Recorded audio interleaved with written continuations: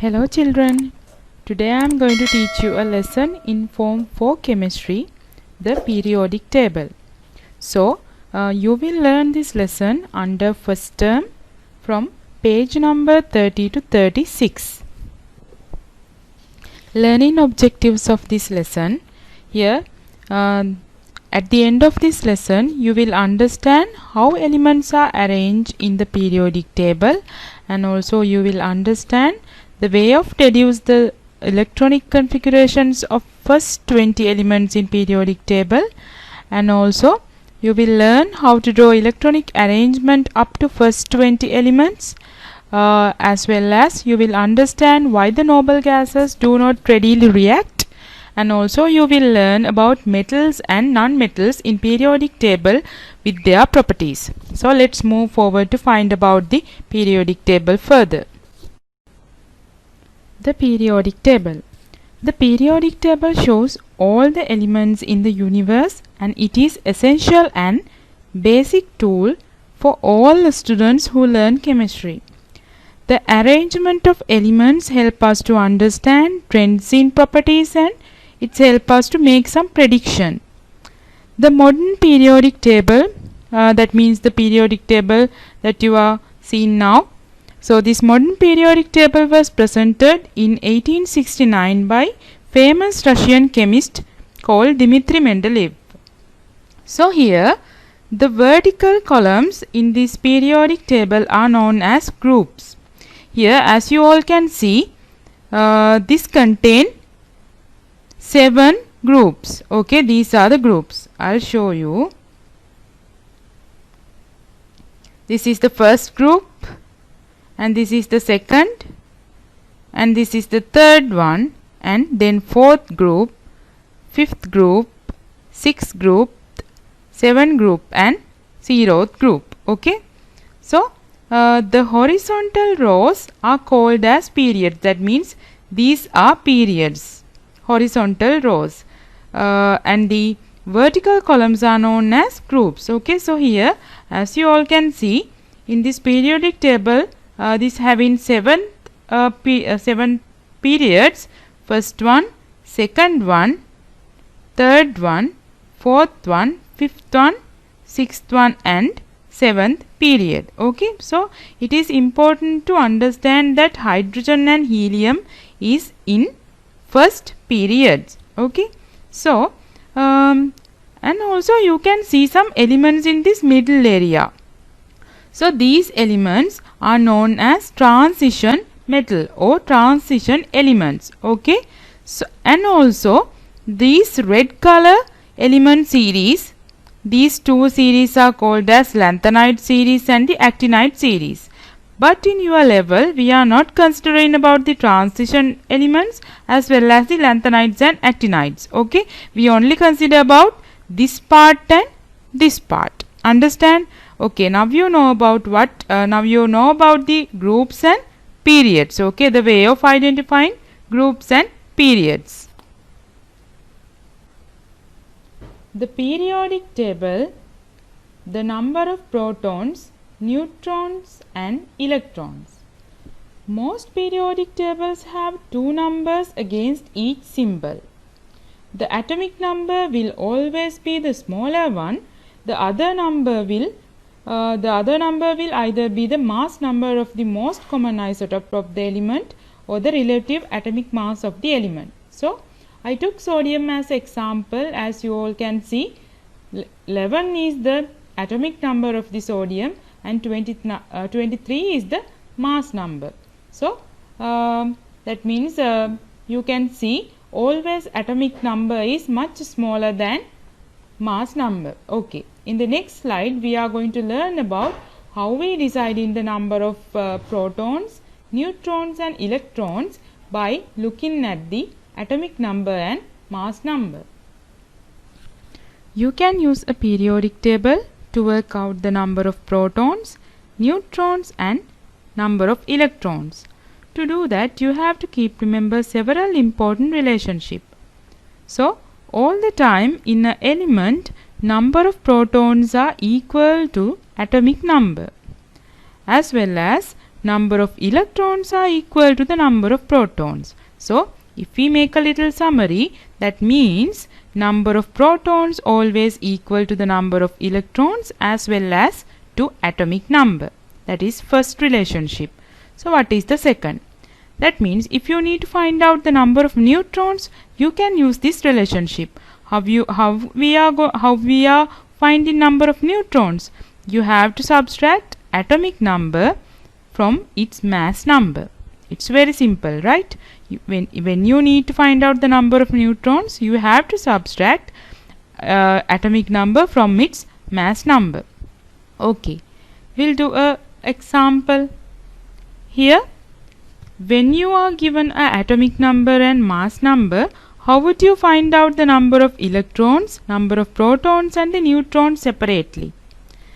So as you all can see, in magnesium, 12 is atomic number, 24 is mass number. So you can simply tell number of electrons or number of protons are 12 each.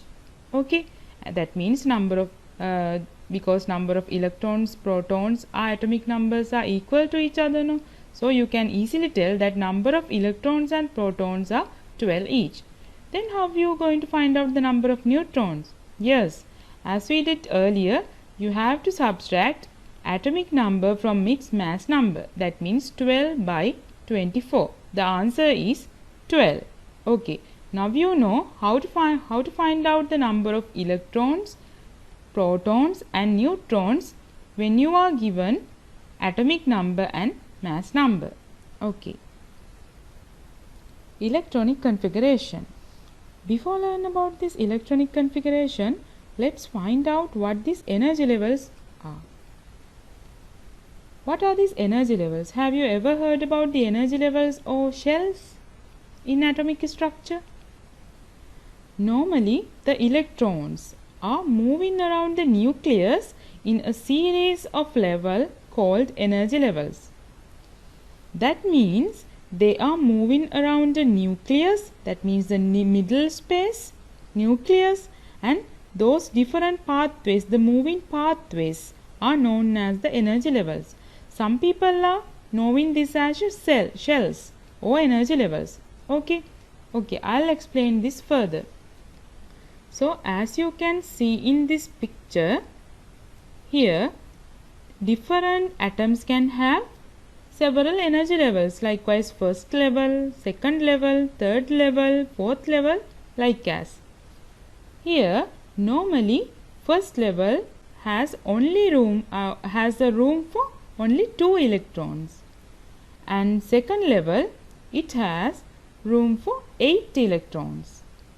When it is third level, for the first 20 elements, the third level can hold a maximum 8 electrons. Okay, that means when we are considering up to 20 elements, we just considering that third level can only hold 8 electrons. But we go further from 20 elements, we consider that the third level can bear 10 electrons. Okay.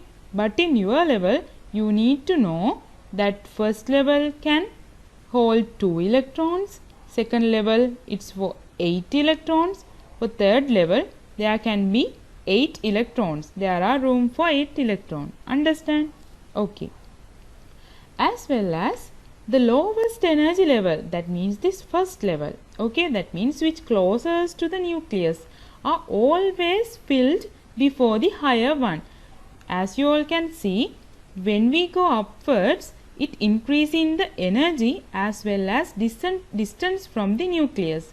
So, when this electron fills to this energy shells, the first energy shell is firstly filling, then after second one, then after third one. Okay, there's an order. So, you can define the electronic configurations now. What is the electronic configuration then? It is the arrangement of electrons in an atom. So you can, as you can see here, this is the first shell, this is the second shell, this is the third shell. Third shell can bear 18 electrons, but in your level you learned it as a 8 electron because you are only learning up to first 20 elements. That's why. Okay. So first shell or first energy level can hold up to 2 electrons. Then second level can hold 8 electrons. In third level, it can hold 8 electrons. Okay. So we will use chlorine as an example. First you have to look up the atomic number in the periodic table. Okay. So the periodic table tells you that chlorine's atomic number is 17. This tells you the number of protons. We know that chlorine, not the chlorine. In all the atom, the atomic number always equal to the number of protons and the number of electrons. So the number of electrons is equal to the number of protons. That means 17. So you can come up to final idea that there are 17 protons and 17 electrons in neutral chlorine atom. Then you have to arrange the electrons in shells or energy levels by always completing an inner shell before you go to an outer shell. Remember that the first shell can take up to 2 electrons. The second shell, that means the second one, can take up 8, and third one also take up 8. When you follow that order, you can prepare the electronic configurations of chlorine as 2, 8 and 7. Understand? 2, 8, 10. With 7 it is 17. So electronic configurations of chlorine is 2, 8, 7. Understand the way of find out the electronic configurations of particular element? Okay. Electron configurations of first 20 elements. Here I have given you all the electrons configurations up to first 20 elements. Okay. So in here you have to learn about two important facts. That first one, the elements in same group in the periodic table have the same number of electrons their outer shell. Okay. That means when you can see when it is group 1, each elements with the group 1, they have same number of electrons in their outer shell. Hydrogen having 1 electron in their outer shell, and lithium also having 1 electron in their outer shell, as well as sodium and potassium. That means elements in the same group in the periodic table have the same number of electrons in their outer shell. So second fact, that means the number of electrons in the outer shell is the same as the group number for group 1 and 7. You can see that group 1 also, they have 1 electron in their outer shell, and the group 7, they also have 7 electron their outer shell. But when it is become outer shell, they have only 1 electron. Okay. So if you know that barium, that is in the group 2, you know it has 2 electrons in their outer shell, the same as all other elements in group 2. Okay, this apply to all other groups as well. Okay, normally their outer shell electrons are common in particular group. Drawing diagrams of electron configurations. When we draw a diagram of an atom, we usually draw circle to represent the shells or energy levels. Dots or crosses are then drawn on a circles to represent the electrons. Here you can use dots or crosses. It's up to you. Okay, that means circle to represent energy levels, dots or crosses to represent the electrons. Okay, we'll look at on the electronic configurations of several elements. Here this is given you the electronic arrangement of hydrogen and helium.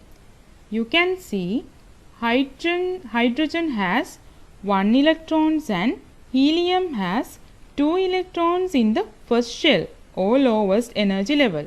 Okay, so we can represent that first electron in hydrogen by drawing a dot. Okay, then the both electrons, that means 2 electrons in helium, can represent by drawing 2 dots. Understand the way of drawing electron configurations? Okay. Here I have given the electronic arrangement of atom from lithium to neon. Here we'll start from the lithium. We know lithium has 3 electrons. So first 2 electrons in the first energy shell, then second electron, that means third electrons in the second energy shell. Altogether it's having 3 electrons, 2 and 1. Understand? Then barium, it has 4 electrons. Then 2 in the first shell, other 2 in the second shell. So you can draw it separately. Okay.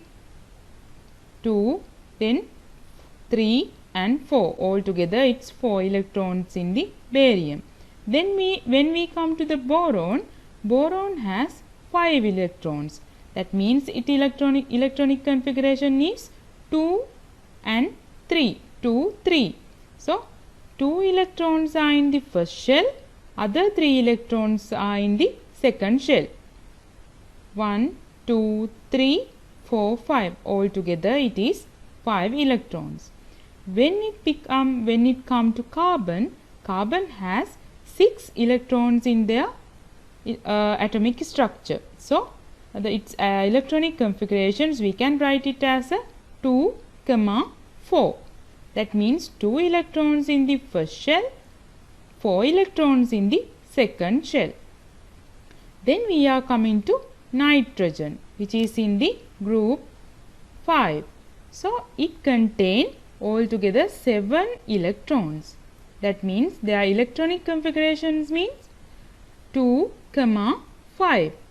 2 electrons in the first shell, other 5 electrons are in the outer shell.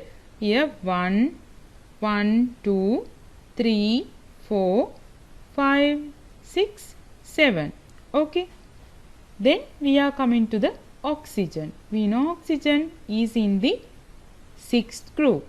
So it have 8 electrons in their electronic structure. So how we are writing electronic configurations of the oxygen? 2, 6. So you can understand that first 2 electrons are in the first energy shell, then other 6 electrons are in the second energy shell. Why we are keeping this 6 electrons are in the next energy shell or else second energy shell? Because we know that second energy shell can hold up to 8 electrons. Still it having 6 electrons, it can bear another 2. Okay. We'll come to the fluorine. We know that fluorine is in the 7th group. So it has 9th electrons in their orbital. Okay, electronic structure. So its electronic configuration means 2, 7. 2, 7. So how we are drawing its electronic arrangement? 2 electrons in the first orbital, 2 electrons in the first shell, then other electrons are in the second shell. Understand? It's already filled 7 electrons. We can take another one. So when we come to neon, we know it having 10 electrons. So 2 electrons are in the first energy shell, then other 8 electrons are in the second energy shell. Can you see? When it is come to neon, it's fully occupied its energy shells. Understand? That means the total number, that means the maximum number of electrons which can stay in the first energy shell is 2, as well as the maximum number of electrons which can exist in the second energy shell is 8. So it's fulfill that requirement. So the neon's electronic configuration is 2, 8. So you can draw the electronic arrangement of neon like this. Okay. The atoms from sodium to argon fill the third shell in exactly same way, the way that I taught you earlier. and the potassium and calcium start to fill its fourth shell as follows. We know that potassium has 19 electrons. That means you can see in this picture, this is potassium and it's having 19 electrons. Okay, so what is its electronic configurations? Can someone tell? Yes, it is 2, 8, 8, 1. Altogether it is 19. So how we are going to draw the electronic arrangement? 2 in first shell, 8 in second shell, again 8 in third shell, then the remaining 1 in the fourth shell. So this is the electronic arrangement of potassium, as well as we know that calcium has 20 electrons. 20. When it is 20, how we are going to write the electronic configurations of calcium? Yes, we are writing like 2, 8, 8, 2. Okay, just count all the electrons, then you will get 20 as the total. So how we are drawing the electronic arrangement? 2 electrons in the first shell, then 8 electron in the next one, that means second one, then 8 electron again in the third one, then 2 electron in the fourth one. So this is the electronic configurations of calcium. Likewise, you can draw any electronic arrangement of any elements, but you have to learn up to first 20 elements. Understand? At the beginning, I have told you that the periodic table helps us to understand the trends in their properties. So, the elements in the same group in the periodic table have similar chemical properties. That means the elements which are in the same group in the periodic table have similar properties. We know that hydrogen, lithium, sodium, potassium, they are in same group. That means group 1. So, as this tells you that all the elements in group 1 and other groups also, they have their own properties. Okay, let's find out these properties. We know that all elements in group 1 react vigorously with the water to form hydrogen and its hydroxide. That means when the elements in group 1, all the elements in the group 1, when they react with water, they form hydrogen gas and its hydroxide. That means the metal hydroxide. When lithium reacts with the water, it make lithium hydroxide and hydrogen gas. As well as when sodium react with the water, it producing sodium hydroxide and hydrogen gas. As well as when the potassium, which is in the same group 1, react with the water, it also producing potassium hydroxide with the hydrogen gas. Somehow these reactions carrying out vigorously, that means showing same trends. Okay. As well as all the elements in group 7 react with the hydrogen to form compound with similar formulas. What is that? That means when we know that group 7, or we called it as a halides, halogens. Okay. So this halogen group, it consists with fluorine, chlorine, bromine, iodine, astatine likewise. So then this fluorine react with the hydrogen, it makes hydrogen fluoride or HF. And as well as when this chlorine react with the hydrogen, it make hydrogen chloride or HCl. Like as when the bromine react with the hydrogen, it make HBr. So you can see these halogens, when they react with the hydrogen, they form similar type of compounds. Understand? So it's clear that chemical properties of atoms always depend on the number of outer shells of electron, number of outer shell electrons. That means we know that when their outer shell electrons are equal, they are categorized under a same group. Okay, that means their chemical properties depend on the outer shell electrons. The noble gases. Have you ever heard about the noble gases, or have you ever learned about these things? Okay, we'll find out what are these noble gases are.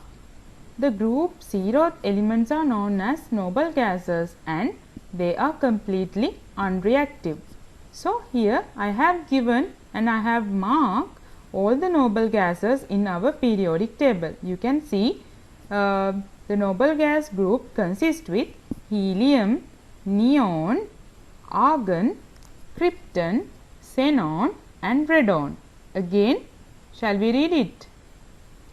Helium, neon, argon, krypton, xenon and radon. So those are the noble gases. So why we are telling these noble gases as unreactive gases, unreactive elements? The main reason is they are already filled their outer shells, okay, outer electronic configuration. The lack of reactivity of the elements in the group 0 is associated with their electronic configuration. The noble gases are unreactive because the outer shell is full, and so there is no tendency to lose, gain or share electrons in a chemical reaction. So that's why these noble gases are that much unreactive. Understand? Metals and non-metals in the periodic table. The metals are on the left hand side of the periodic table and the non-metal, they are at the right hand side. Okay. So can you see a staircase like thing which separate this yellow color from the blue color from the yellow color? From this yellow color, that means blue color elements represent the metals and yellow color elements represent the non-metal. This red color staircase just act as a margin in between metals and metals. So some elements which near to this margin have shown both metallic and non-metallic characteristics. Understand? So somehow you need to know that periodic table is consist with metals, non-metals and mixture of both. Okay. Okay, now we are coming to learn about differences between the properties of metal and non-metal. So I have given this as a table. So this part is showing a metallic characteristic and this part showing the non-metallic characteristic. For first one, we know that metals conduct electricity. Why they conduct in electricity? We have learned that metals are consist with positive ion and delocalized electrons. So due to the presence of these delocalized electrons, metals can easily conduct electricity. But non-metals, they don't have any delocalized electrons, so they are not conducting electricity except graphite and the silicon. Graphite and silicon can somewhat, it can conduct electricity. Okay, it's having some electrical conductivity properties. The second property, we know that metals generally form basic oxide. That means their pH levels are above the 7. Okay, basic oxide. What are the examples for basic oxide that metals make? Sodium oxide, copper oxide, like metallic oxides are known as the basic oxide. When it is come to non-metals, non-metals generally form acidic oxide. What are the examples of acidic oxide? You can give carbon dioxide, nitrogen oxide or sulfur dioxide as example. These are made with non-metal, that means with carbon, carbon dioxide making, with nitrogen, nitrogen dioxide producing likewise.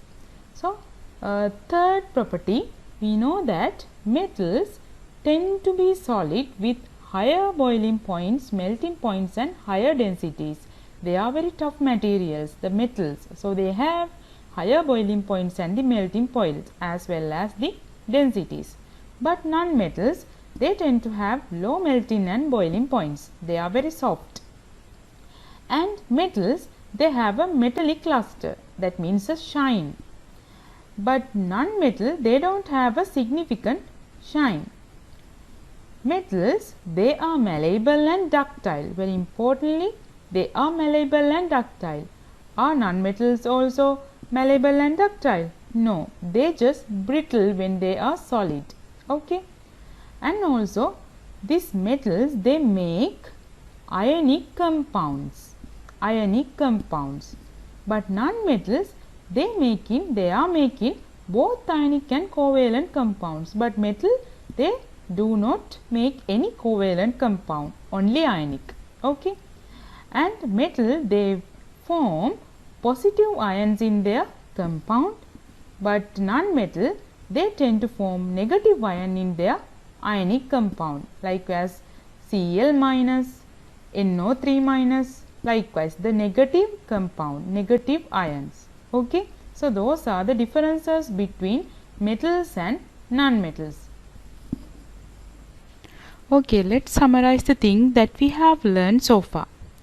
In periodic table, the elements are arranged in order of atomic number, and the vertical columns are called as groups, and horizontal rows are known as periods. And the arrangement of electrons in an atom is called as electronic configurations, and it can be displayed as a diagram. Okay, we have learned these things. And you have learned about the noble gases also.